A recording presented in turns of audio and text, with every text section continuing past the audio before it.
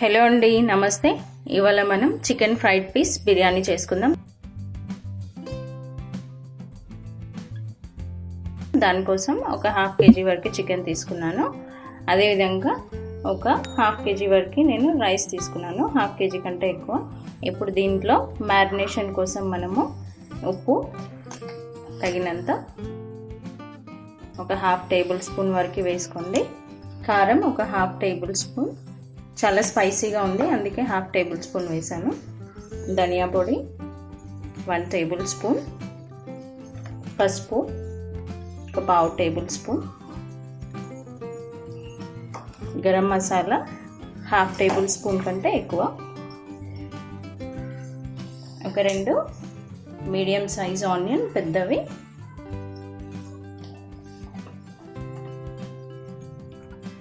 అలాగే పచ్చిమిర్చి ఒక 4-5 పచ్చిమిర్చి ఇలా చీలికల్లాగా వేసుకోవాలి.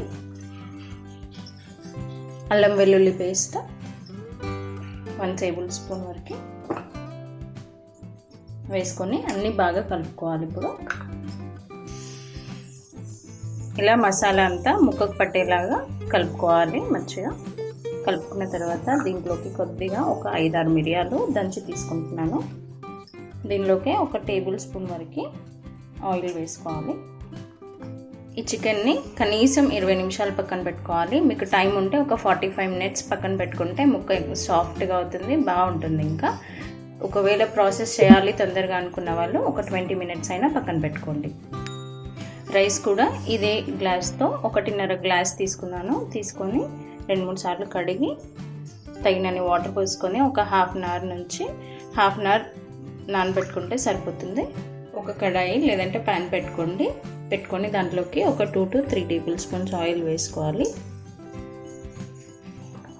ఇది నేను ఆనియన్ ఫ్రై చేసుకోవడానికి, రైస్లోకి ఆనియన్ ఫ్రై చేస్తాం కదా దానికోసం.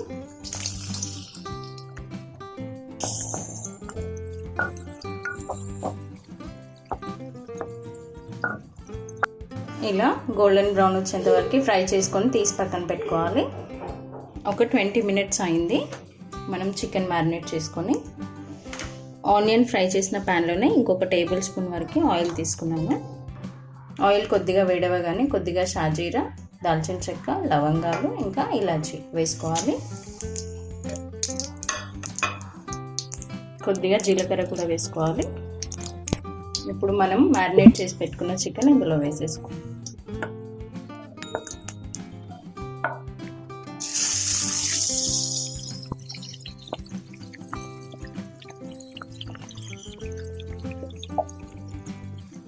ఒక 5 మినిట్స్ తర్వాత చూడండి, మంచిగా ఉంది కదా, మంచిగా కుక్ అవుతుంది.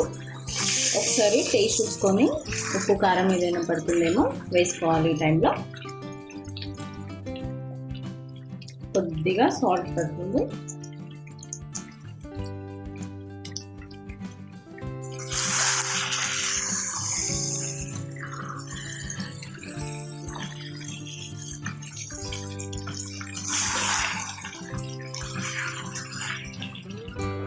ముక్క మంచిగా ఉడికింది. ఆల్మోస్ట్ 25 మినిట్స్ పట్టింది. కలుపుతూ ఉడకబెట్టుకున్నాను. అదేవిధంగా కసూరి మేతి ఒక టేబుల్ స్పూన్, కొత్తిమీర మంచిగా కలుపుకొని స్టవ్ ఆఫ్ చేసేసి పక్కన పెట్టేసుకోవాలి.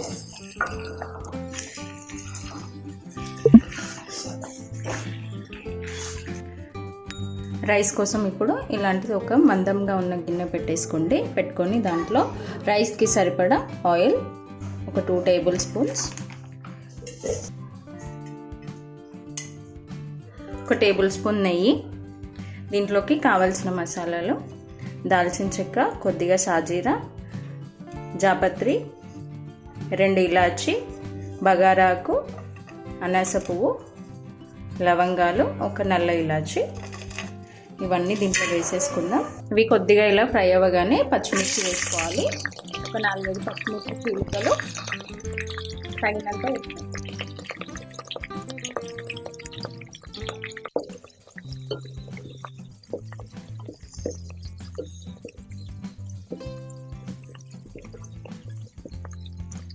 ఇలా ఫ్రై అవుతున్నప్పుడు కొద్దిగా అల్లం వెల్లుల్లి పేస్ట్ చేసుకోవాలి. అది కూడా పచ్చివాసన పోయేంత వరకు ఫ్రై చేసుకోవాలి.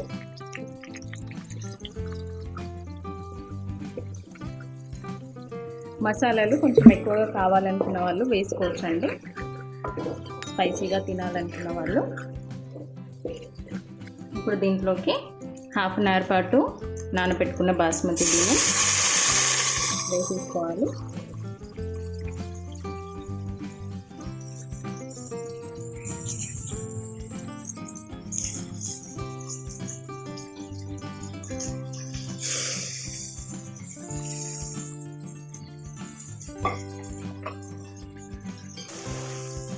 ఒక 30 సెకండ్స్ ఆగి ఇప్పుడు ఒక గ్లాస్కి 1.5 గ్లాస్ చొప్పున వాటర్ తీసుకోవాలి.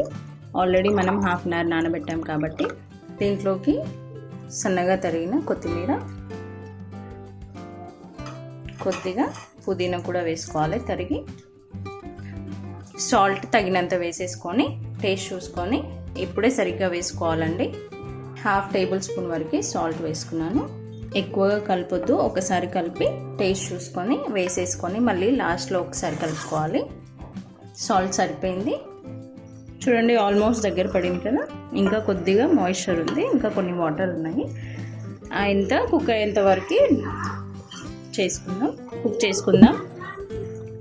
ఇలా దగ్గర పడింది కదా, మాయిశ్చర్ లేకుండా. ఇలాంటప్పుడు సిమ్లో పెట్టేసుకోవాలి. దీంట్లోకి కొద్దిగా సాఫ్రాన్ వాటర్, మనం ఫ్రై చేసుకున్న ఆనియన్, అలాగే కొద్దిగా జీడిపప్పు వేసేసుకుందాం.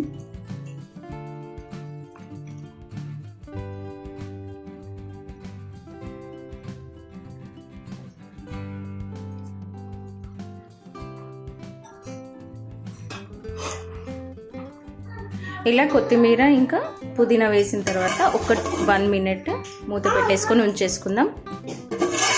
చూడండి, ఆ వేడికే ఇంకా మనకి రైస్ అవుతుంది. స్టవ్ ఆఫ్ చేసిన తర్వాత మనం ఫ్రై చేసుకున్న చికెన్ ఉంది కదా, అది ఇందులో వేసేసుకుందాం.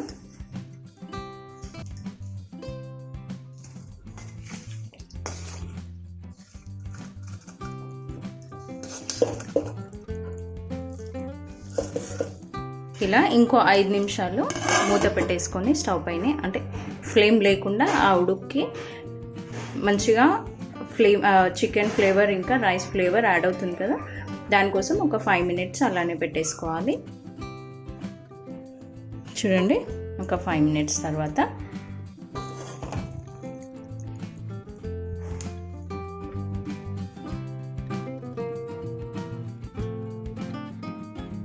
చూడండి, రైస్ కూడా పొడి పొడిలాడుతూ బాగుంది కదా, పొడిగా. చికెన్ కూడా మంచిగా ఫ్రై అయింది. తప్పకుండా ట్రై చేయండి. ట్రై చేసి ఎలా వచ్చిందో నాకు కామెంట్ చేయండి. చాలా ఈజీ రెసిపీ, సింపుల్గా అయిపోతుంది. ఈ చికెన్ ప్లేస్లో మీరు బోన్లెస్ చికెన్ తీసుకోవచ్చు. నేను విత్ బోన్ తీసుకున్నాను కదా, మీరు బోన్లెస్ చికెన్ కూడా తీసుకొని చేసుకోవచ్చు. చాలా టేస్టీగా ఉంటుంది. తప్పకుండా ట్రై చేయండి. ట్రై చేసి నాకు కామెంట్ చేయండి. ఈ రెసిపీ కనుక మీకు నచ్చినట్టయితే లైక్ చేయండి, షేర్ చేయండి. మీ ఫ్రెండ్స్ అందరూ ఇంకా మీ ఫ్యామిలీ మెంబర్స్తో షేర్ చేసుకోండి. మన ఛానల్ని సబ్స్క్రైబ్ చేయండి. అదేవిధంగా బెల్ ఐకాన్ ప్రెస్ చేయండి. Thank you.